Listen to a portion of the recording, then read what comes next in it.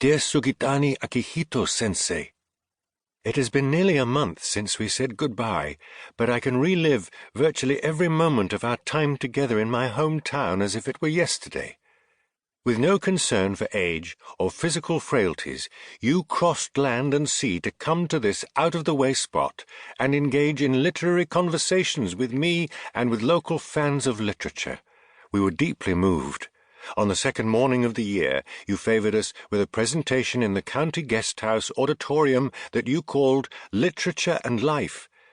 With your permission, we would like to publish a transcription of the taped lecture in the local publication Frog Calls, so as to make available to those who are unable to attend in person a chance to appreciate and learn from your use of language. On the morning of the first day of the year, I accompanied you on a visit to my aunt, an obstetrician for more than 50 years, and though she spoke too quickly in her accented Chinese for you to grasp everything she said, I am sure she left a deep impression on you. In your talk the next morning, you cited her often in support of your views of literature. You said you came away with an image of a doctor racing across a frozen river on a bicycle, another of her with a medical kit slung over her back and an open umbrella in one hand, trouser cuffs rolled up as she forces her way through a mass of croaking frogs. Yet another of a doctor laughing joyfully as she holds a newborn infant in her hands, her sleeves spattered with blood. And finally, one of a doctor with a care-laden face, a cigarette dangling from her lips, clothing rumpled.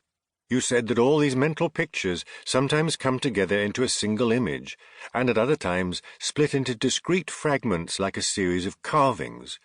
You urged local literature fans to create poignant works of art out of my aunt's life, either in fiction, in verse, or in drama. Sensei, your encouragement has produced a creative passion in many of us. An associate at the County Cultural Centre has already begun a novel about a village obstetrician, and though my understanding of what my aunt accomplished is much greater than his, I do not want to enter into a competition and will leave the writing of a novel to him. What I want to do, Sensei, is write a play about my aunt's life.